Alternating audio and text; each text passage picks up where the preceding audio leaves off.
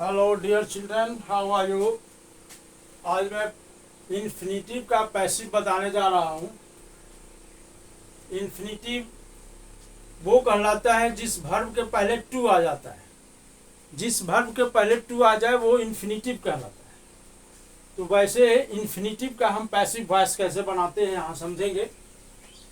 यहाँ देखें, एक्टिव में उस वाक्य का स्ट्रक्चर होगा कि देयर आ जाएगा, उसके बाद वर्ब आएगा, is am are was where जो भी हो। कोई नाउन आएगा जो नाउन सब्जेक्ट का काम करता है, और उसके बाद इन्फिनिटिव आता है। जैसे यहाँ देखें, there is no work to do.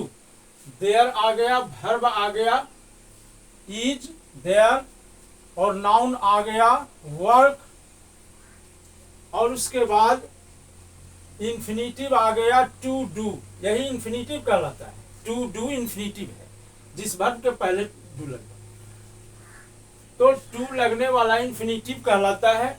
इसे हम पैसिव वॉइस बनाने के लिए बस कुछ नहीं करेंगे, सभी को हम लिखेंगे इन्फिनिटिव तक सेम लिखेंगे, और इस टू डू को टू बी डन कर देंगे। जैसे टू बी और डू का थर्ड फॉर्म, क्योंकि पैसिव में किसी भी टेंस का पैसिव, किसी वाक्य का पैसिव जब बनता है तो वर्ब का थर्ड फॉर्म पास्ट पार्टिसिपल हो जाता है, इसलिए टू बी डन। तो इसका हो जाएगा there is no work to be done. There is no work to be done. अभी बनाकर दिखाते हैं। दूसरा तरह का वाक्य आएगा, एक्टिव स्ट्रक्चर होगा, ईट आएगा सब्जेक्ट के रूप में, और वर्ब आएगा, वर्ब इज एम आर कुछ भी, वाज वेयर। नाउन आएगा, जैसे यहाँ टाइम आया है, उसके बाद इन्फिनिटिव आ जाएगा टू स्टार्ट, या कोई भी वर्ब टू के साथ आएगा, और उसके बाद एक ऑब्जेक्ट आएगा द वर्क, या कुछ भी आएगा। तब यहां समझे इस ऑब्जेक्ट के लिए हम क्या करते हैं। अब हम ईट इज टाइम, ये जो लिखा है नाउन ईट इज, और नाउन जैसे था एक्टिव में उसी तरह से लिखेंगे। अब इसके बाद हम फॉर का प्रयोग करते हैं, तब इस ऑब्जेक्ट को उठाकर यहां लाते हैं। द वर्क को इट इज, फॉर के बाद ऑब्जेक्ट लाएंगे, और तब फिर हम इस इन्फिनिटिव को टू बी लगाकर वर्ब का थर्ड फॉर्म लगा देंगे। इसलिए यहां लिखे हैं to be plus V three. अब देखें एक एग्जाम्पल से, जैसे यह दिया है, it is time to start the work. Start the work, it is time for the work to be started. It is time for the work to be started. और इसको हम बताया, there is no work to be done. There is no work to be done। इस प्रकार से infinitive वाले वाक्यों को हम बनाते हैं। इट इज वाले में हम फॉर के बाद ऑब्जेक्ट लगाएंगे, और इसमें तो बिल्कुल आसान है, केवल इन्फिनिटिव को अगर मान ली इसमें भी ऑब्जेक्ट आ जाए तो ऑब्जेक्ट यहीं पर आएगा, नाउन के बाद ही आएगा। और भी एग्जाम्पल द्वारा हम आपको समझाते हैं।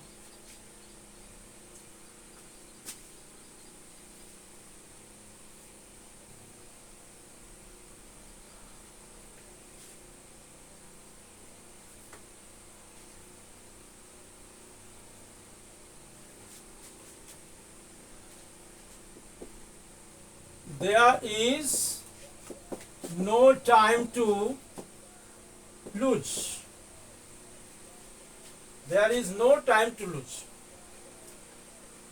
तो there is no time to be lost जब पैसिव में होगा, ये एक्टिव है, ये पैसिव में होगा। There is जो कि तो लिख ले, there is no time to be, lose का थर्ड फॉर्म लॉस्ट होता है, लॉस्ट। इस प्रकार से फिर हम एक्टिव में एक और वाक्य लेंगे,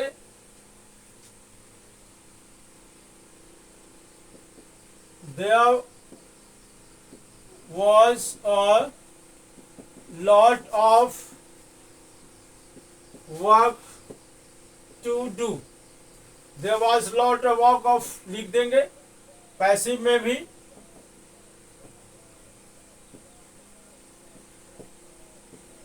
और वर्क यहां तक हमने लिख दिया, और टू डू को टू भी डन कर देंगे।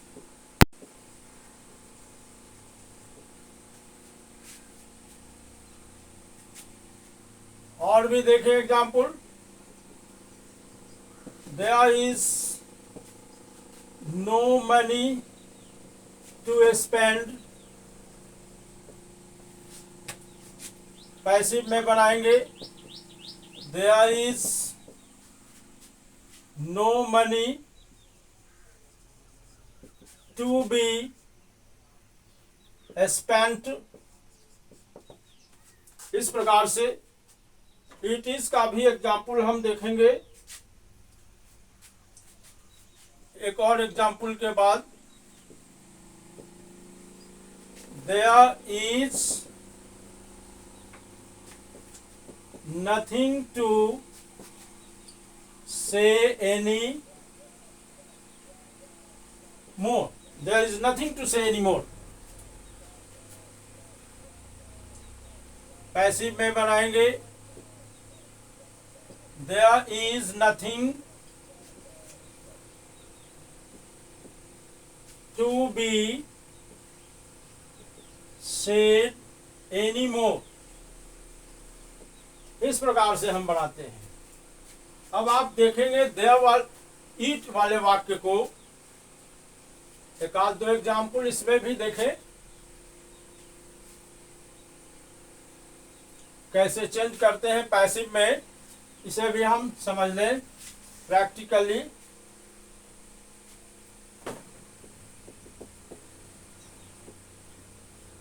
It is time to take medicine.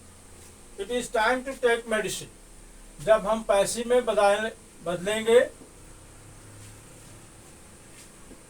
तो it is time। अब यहाँ मेडिसिन ऑब्जेक्ट है तो फॉर के द्वारा लिखेंगे, फॉर के साथ medicine, it is time for medicine. अब टू टेक को हम टू बी टेकन कर देंगे, जहां भी आए उसको बी लगाकर थर्ड फॉर्म लगा देंगे वर्ब का, मेडिसिन टू बी टेकन। इस प्रकार से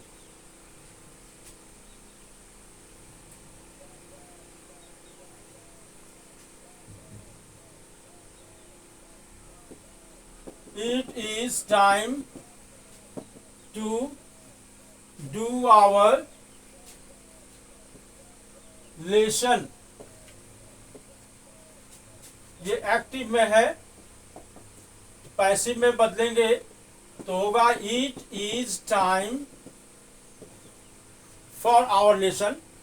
for ऑब्जेक्ट है यहाँ our lesson, our lesson to be done। इस प्रकार से कुछ और स्पेशल एग्जाम्पल के द्वारा हम और कुछ समझाते हैं।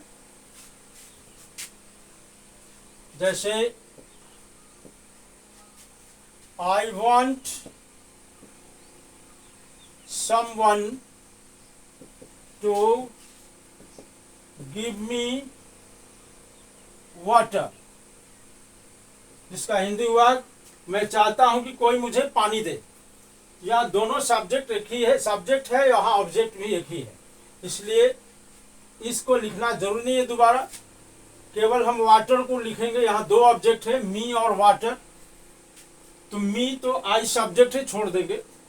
अब इसको बनाएंगे हम, जब ये एक्टिव वॉइस है, पैसिव में जब हम बदलेंगे तो होगा I want water, I want water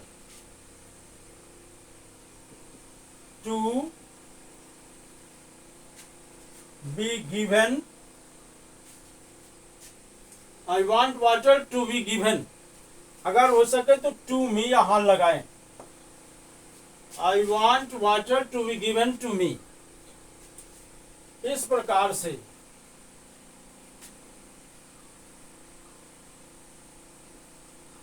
I like people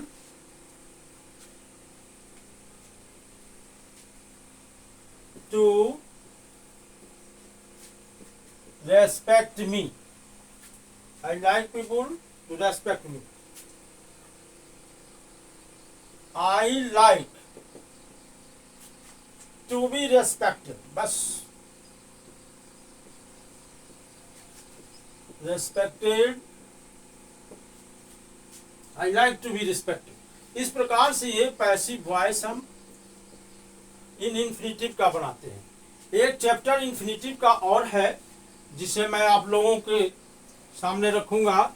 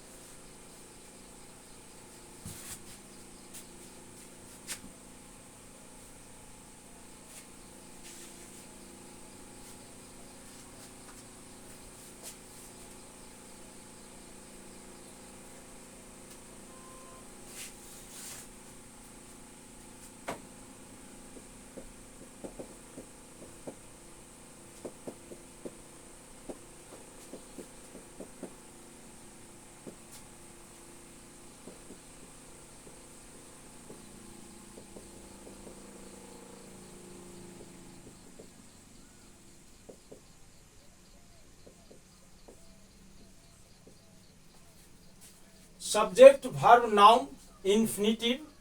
जो इन्फिनिटिव यहाँ विदाउट टू का आएगा, इसमें टू लगा हुआ नहीं रहेगा, फिर भी वो इन्फिनिटिव है क्योंकि हिडन इन्फिनिटिव है।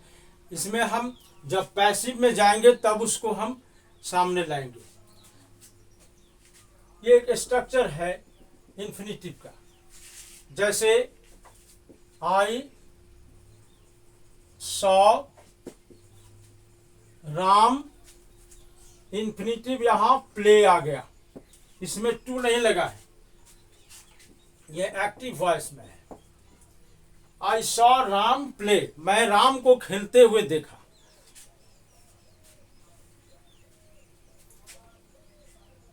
अब यहां हम,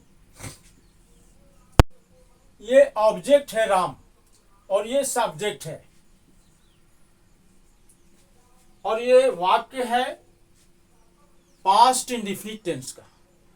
पास्ट इंडेफिनिट टेंस के वाक्यों को आप जानते हैं कि पैसिव बनाने के लिए वॉज वर्ब का प्रयोग करते हैं। तो यहां हम लिखेंगे राम वॉज सीन, राम देखा गया, टू प्ले। अब यहां हम राम वॉज सीन, इसको हम पैसिव में बदल दिया। अब यहां इन्फिनिटिव तो था नहीं वहां, इसलिए हम यहां पर टू लगाकर लिख दिया। यहां हम इसको क्लियरली एक्सप्रेशन ऑफ टू कर दिया। तो Ram was seen to play by me, इसको हम इस तरह से बनाते हैं। ध्यान देंगे, यहां ऑब्जेक्ट को लिखा, यहां सब्जेक्ट को यहां बाय मी लिखा हूं, और यहां सा के लिए हम वॉज सीन लिखा हूं, सॉ के लिए वॉज सीन, ये सॉ दूसरा रूप है, पास्ट टेंस है, और सीन थर्ड पास्ट पार्टिसिपल है। तो Ram was seen to play by me. इस प्रकार से हम बनाते हैं।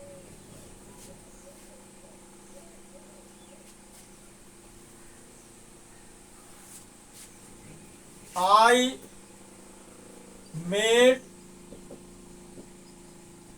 him weep, मैंने उसे रुलाया। इसका हिंदी हुआ मैंने उसे रुलाया। अब यहां देखें, और यहाँ लगा सकते हैं आई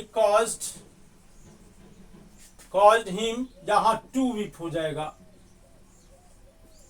इस तरह से प्रयोग होता है मेड का। तो मेड के लिए यहाँ हम इन्फिनिटिव का प्रयोग विदाउट टू करते हैं, और कॉज्ड का जब प्रयोग करते हैं आई कॉज्ड हिम टू वीप, तो यहां पर टू आ जाता है सामने। इसका भी मतलब हुआ मैंने उसे रुलाया। अब देखें यहां मेड हिम वीप के लिए समझे, इसको भी इसी तरह हिम को हम यहां लिखेंगे ही, क्योंकि ऑब्जेक्टिव केस में वर्ब के बाद है, नॉमिनेटिव केस ही लाया। Was made to weep by me. इस प्रकार से हम इन्फिनिटिव वाले वाक्यों को बदलते हैं। धन्यवाद। आज का वीडियो बस इतना ही।